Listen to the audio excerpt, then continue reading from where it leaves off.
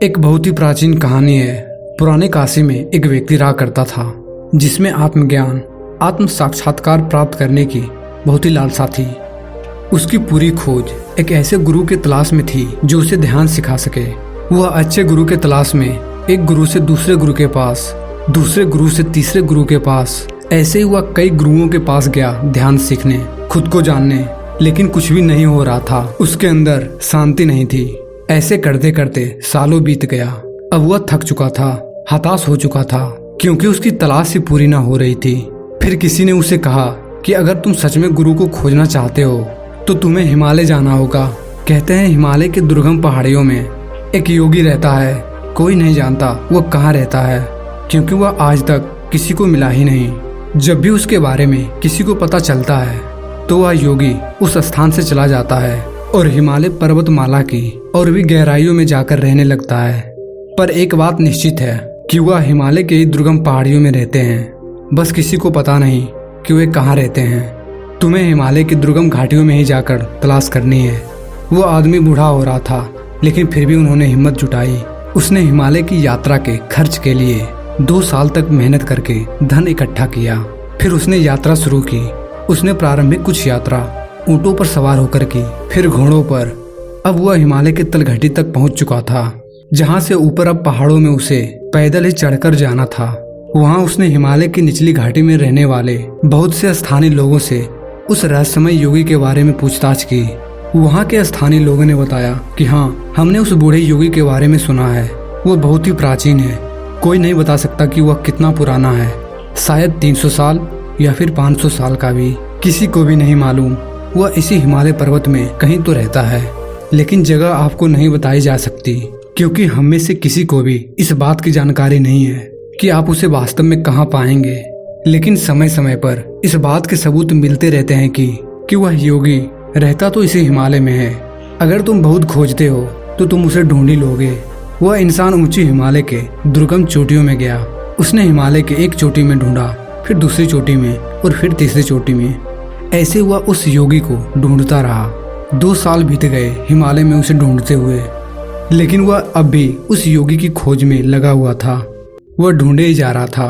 बस उसने खोजा और खोजा। वह बहुत ही ज्यादा थक चुका था। कई बार वह मरने की हालत में भी जा चुका था। वह जंगली फल, घास और पत्तों के भरोसे जिंदा था। वह बहुत ही ज्यादा पतला हो गया था। उसकी हड्डियां दिखने लगी थी, लेकिन फिर भी वह खोज में लगा था। उसका इरादा पक्का था कि उसे उस रहस्यमय योगी को खोजना ही है, भले इस खोज में उसकी जान ही क्यों न चला जाए। यह उसे मंजूर था।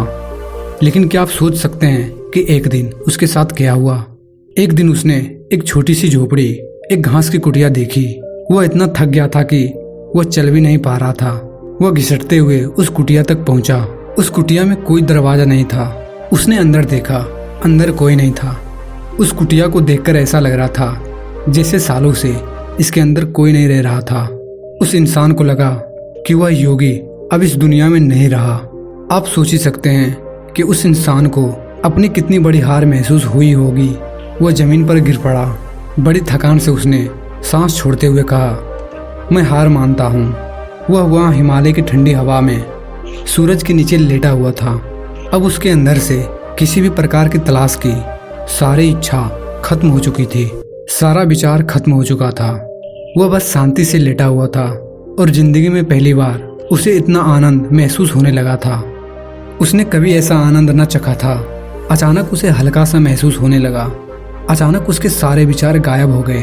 अचानक उसे लगने लगा कि वह इस दुनिया में ही नहीं है। उसे लगने लगा कि उसका शरीर और उसकी आत्मा 2 अलग अलग चीजें हैं। वो सब इसके साथ हो रहा था। क्यों? क्योंकि उसने कुछ नहीं किया था। वह बस खुद के भीतर देख रहा था। फिर अचानक उसे महसूस हुआ कि कोई उसके ऊपर झुका हुआ है। उसने आंखें खोली और उसने देखा कि सामने एक तेजस्वी आंखों वाला एक बहुत ही प्राचीन व्यक्ति खड़ा हुआ था, जिसे देखकर लग रहा था कि वह सैकड़ों सालों से इसी पहाड़ी में रह रहा है। उस बूढ़े प्राचीन आदमी ने मुस्कुराते हुए कहा, तो आखिर तुम मुझ तक पहुंच ही गए। वह व्यक्ति मुस्कुराया और फिर प्राचीन व्यक्ति ने कहा, क्या तुम्हें मुझसे कुछ पूछना है? उस आदमी ने कहा, नहीं। यह सुन वह बूढ़ा आदमी बहुत जोरों से हंसा। यह एक अद्भुत और जादुई हंसी थी। उसकी हंसी पूरे घाटी में गूंजने लगी। ऐसा लग रहा था जैसे उस योगी के साथ पूरी की पूरी हिमालय पहाड़ी भी उसके साथ हंस पड़ी हो। उसके हंसी की खिलखिलाहट काफी समय तक पूरी पहाड़ी में गूंजती रही। फिर उस बूढ़े योगी ने कहा, तो तुम समझ गए कि ध्यान क्या है? उस आदमी ने जमीन पर लेटे ही उत्तर दिया, हाँ मैं समझ गया।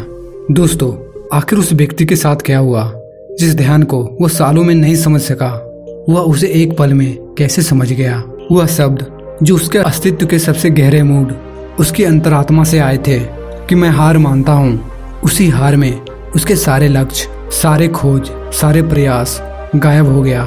जिस क्षण उसने ये कहा कि मैं हार मानता हूँ, अब मेरी तलाश खत्म हुई, उसी क्षण में वह वही व्यक्ति नहीं रहा और उस पर अनंत शांति की वर्षा हुई। वह चुप था, वह कुछ भी नहीं था और उसने गैर अस्तित्व के अंतिम स्तर को छुआ। जिस क्षण उसके जीवन से सारी खोज, सारी तलाश खत्म हो गए, उसी क्षण उसे पता चला कि ध्यान क्या है, असली शांति क्या है, असली खुशी क्या होता है। वो समझ गया कि ध्यान एक ऐसी मानसिक अवस्था है जब ना तो कोई मन में लक्ष्य हो, ना कोई लालसा, ना कोई उम्मीद, ना कोई विचार और ना ही कोई बंधन, और तभी जाकर इंसान असली खुशी और असली शांति से रूबरू होता है।